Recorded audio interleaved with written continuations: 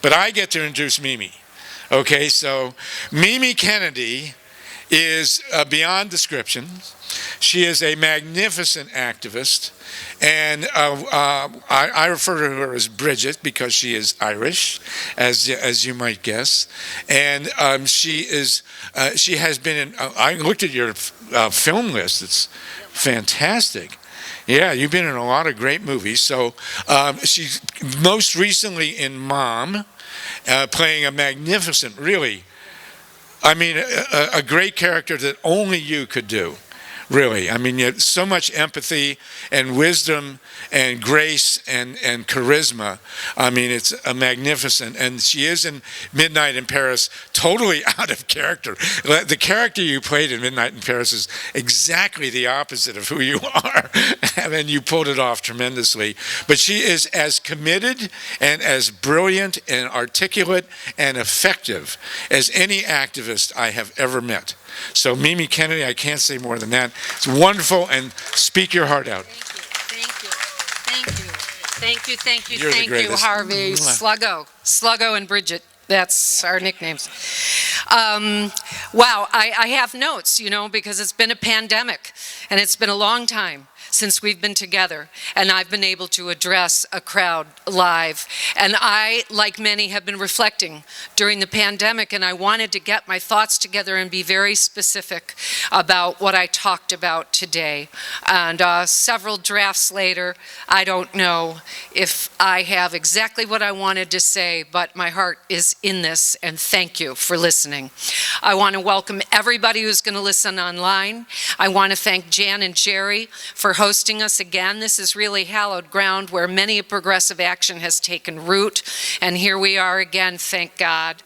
Harvey, thanks for convening us. I got a chance to read some of your book in galleys, and all I can say is it's making up for a rather dismal education in American history that I got in parochial school in the 1950s and 1960s. I didn't really know my American history. Between you and Tom Hartman, we're fixing that. I just want to say, many of you know, PDA was launched in 2004 as an anti-war organizing to bring the peace movement and justice movement inside the Democratic Party. And we did it because we knew our nominee, John Kerry, was not going to take opposition to the Iraq War into the campaign. And even the veterans wanted that war to stop. I remember the event, our first fundraiser ever in LA was me, Sally Field, Hector Elizondo, in an anti-war play by Tony Kushner that had only ever been published in The Nation. But we did it on stage, it was shattering, and Tom Hayden spoke and Tim Carpenter, our great founder, spoke. That was the launch, and Keaton Simons, who was Lila Garrett's grandson, and she joined our advisory board, he sang Masters of War, and the last line Bob Dylan wrote in that song is, "And I'll stand over your grave until I know you are dead." Well, they're not dead. People are being blown apart. Cities are being destroyed as we speak. It's happened in Yemen. It's happened in Iraq. It's happened so many places. Myanmar is so many places. And our PDA advisory board members, Medea Benjamin and Jody Evans, have been stalwart in reminding us that ideas and violence, feelings, they don't die. You can't bury them like a body.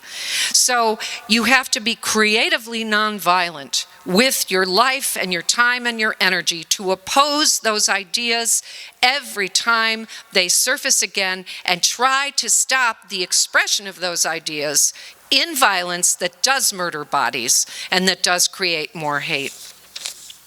We lost the 2004 election. 1 month after that launch, we were very hopeful. And of course, we all felt to some degree, and the media was only too glad to pile on, that it was because the Democratic Party was divided, because, John Kerry wasn't anti-war enough. Well, yeah, okay. We were trying to work that out. But then we thought, wait a minute, we really lost because of one state, Ohio. And when some activists went to look and see whether we really did lose Ohio, guess what? Unlike Georgia and Arizona, there was not paper to look at to prove the win or the loss. No paper. There was paper in some counties. We could have looked at some of it, but by the time that case wove through the courts and a judge said, okay, you can look at the paper ballots, the counties that had the paper ballots, the few, had destroyed them with impunity. Nothing was ever happened. Nothing was ever done about it. So the worst thing to me about this Stop the Steal movement, other than they hijacked the term election integrity, so I don't feel I can use it anymore, is that where were they when you could really steal an election with impunity and there was no way to check it? It's been going on since 2002, and I never heard a peep from the Republican Party because they were really happy gaining and holding power. Now, what did the Democratic Party do? Progressives went, oh my God, we have people who support us, we're popular, but it's not showing up by fractions of percentages in state legislative races, in congressional districts, just enough to tip the balance of power. And the Democrats would tell us, now don't question our elections, it's paranoid, it's democracy, and you're going to undermine confidence. Well, we've learned since that another word for confidence, for short, is con. And if you're naive, and if you're not vigilant, and if you think that you can trust people who show you that they will win by any means necessary, means that you don't want to take, like violence and theft and deceit, you're going to lose to them. So the progressives really got on board with this. Dolores, where I see you nodding, and I want to thank you publicly for being one of the first great national activists that understood the fix that we were in, and you lent us your support back when it was convincing to Congress. Anyway, one of the silver linings, if there was any, to the past 4 years and the degradation of the presidency, of our politics, of America's moral character, though I would say some of the things we did all through the 2000s managed to do some of that too.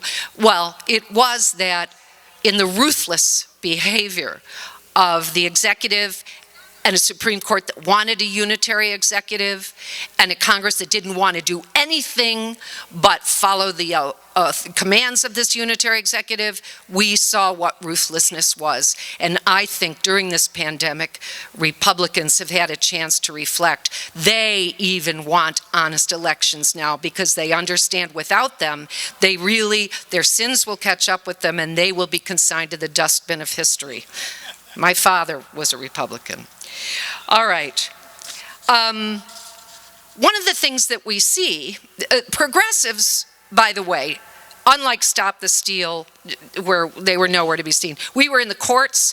We were as in Ohio, as in John Brakey will tell you what he did. We were in Secretaries of State's office. We had a great one here, Deborah Bowen, that restored the paper ballot early 2006 to California and started the trend nationwide and gave us wind beneath our wings. We were on Capitol Hill.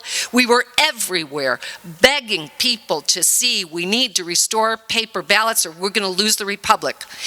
They finally started to listen because they did think for a while, well, didn't the election of Obama prove that there's no more racism in America?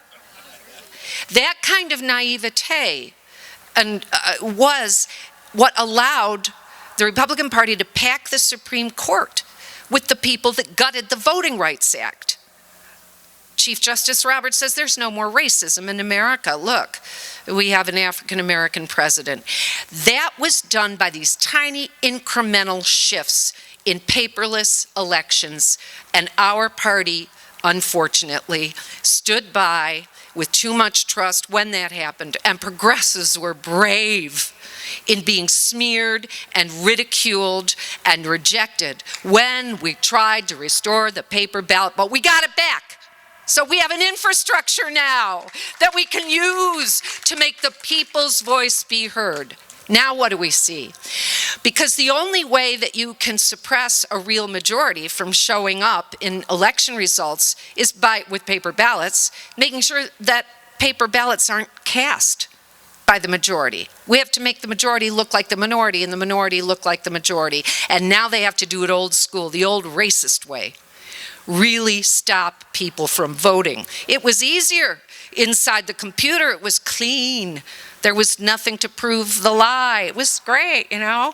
And Americans would vote on these computer voting machines and they didn't even realize the danger. They were sold a bill of goods. Oh, it's so fast. We're voting on computers like I use at work and at home. Oh, my county government has become technologically savvy. This is forward progress. We had to fight all of that attitude. And while this red shift, they called it, went on, while Republicans took over state legislatures, the message to Democrats was, you're not popular, you're so fractious, you're not united, and God is not on your side. And we didn't have the money. The AM radio stations, those got bought up real quick, and Rush Limbaugh made conflict and politics a blood sport and got tons of stations, money. Fox News did the same on the people's airwaves. That should never have been sold to Rupert Murdoch. I don't really know how that happened, but that's how we got hornswoggled with everybody piled on. 24-hour news cycles that sells conflict and violence as the thing that's going to keep you watching because you're nervous and you're in conflict with yourself and we're telling you everything is bad. And at the polls, we couldn't get the majority to show up because in incremental little jurisdictions, you could steal without paper as much as you wanted. That's what we're correcting now. I want to talk about the degradation of the candidates who rose to power and are holding power under these deceitful circumstances where they were convinced they're popular, the other side is not popular, they're godless Democrats. We saw it in the hearings of the most brilliant Supreme Court nominee I can remember, Ketanji Brown Jackson. And those three Republican senators, Cruz, Hawley, and Graham, tried to smear her with repetitive wallowing in child pornography. And this was not a surprise to me because when you followed the Ahmaud Arbery trial, and at the last final arguments, the defense lawyer for the four murderers, well, the long, dirty toenails of Ahmaud Arbery. And I remember commentators going, what's that have to do with anything? How strange. Lawyers knew it wasn't strange. There's a legal strategy. They teach it. Try to attach something disgusting to your opponent. It's a subconscious feeling, emotion. It's one of the deep, fundamental human emotions, and it will attach to your opponent, devalue your opponent's humanity, and your listeners, the people who are doing that devaluation of your opponent, don't even know it's happening. Just get in something disgusting. That's what those men tried to do to this brilliant judge, and they succeeded only in attaching the disgusting trigger to themselves. I will never think about them again without thinking about how much they enjoyed bringing up child pornography, ever. And Judge Brown Jackson emerged unscathed. Yeah.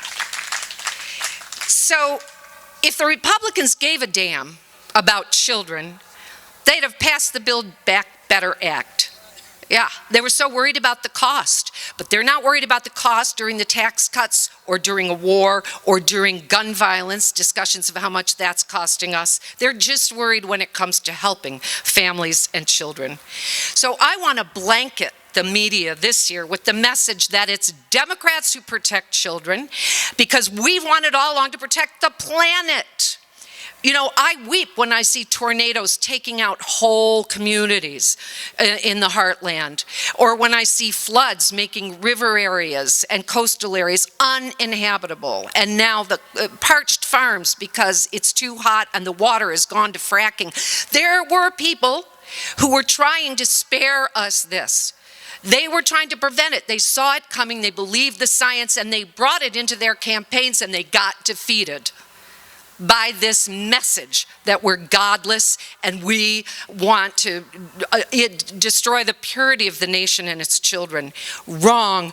We want planetary survival, and we want the human experience to thrive, experiment to thrive, and democracy and nonviolence is the only way forward, and elections are the nonviolent moment of golden opportunity. It was also Democrats mostly who warned that the continual buildup of a nuclear arsenal was not going to keep us safe. And what do we see now? War in Europe, brutal aggression, and what ties our hands? The nuclear arsenal. So it was never something to make us safe. We now know it's just an arsenal of suicide.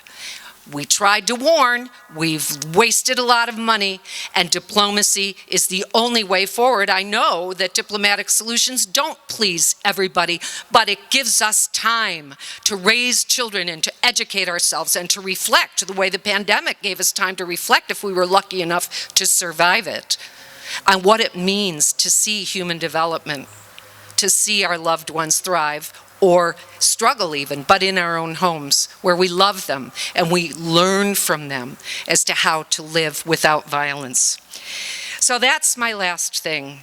I want to say that take this reflection from the pandemic, take heart in the fact that progressives have won the infrastructure back. It's not perfect. John Brakey will talk to you about how he is still going to preserve it more accurately, but we have come far. And we are popular because democracy is worth saving, Earth is worth saving, life is beautiful. Those of us who get to know it that way, while other people are being blown apart and we see it, that is a painful mystery, but I believe it is that pain that fuels our activism. Because what we know to be beautiful, we want to share. As I said, elections are the nonviolent golden opportunity. We've restored the infrastructure, use it or lose it. Alan tells me we're going to revive the voters' calendar for 2020 that was so popular and effective. It's a big research job, 6,000 counties and states, all their details and deadlines, websites where you can check up to the last minute that you're not going to fall into a trap that they've just set for you. Elections are not just election day, election season. And you have to make a plan. The media picked it up, the DNC picked it up from us, the progressives. Steve Rosenfeld, shout out to that journalist. He helped us so much. And make a plan to vote. That began here pretty much. So our vision is to let the people's voice be true. Let the right divide us this time. I believe many of us have been lucky to see children come into our lives, especially during the pandemic.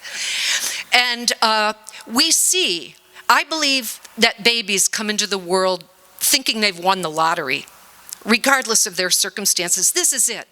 A human life, a chance at self-actualization, self-experience, knowledge, further knowledge, maybe even a chance to make amends, maybe a chance to do some kind of nonviolent, even joyful justice in the spiritual and the physical universe. Democrats are trying to save the planet so that can keep happening. So thank you for having that vision with me, holding it, and let us kick ass this year.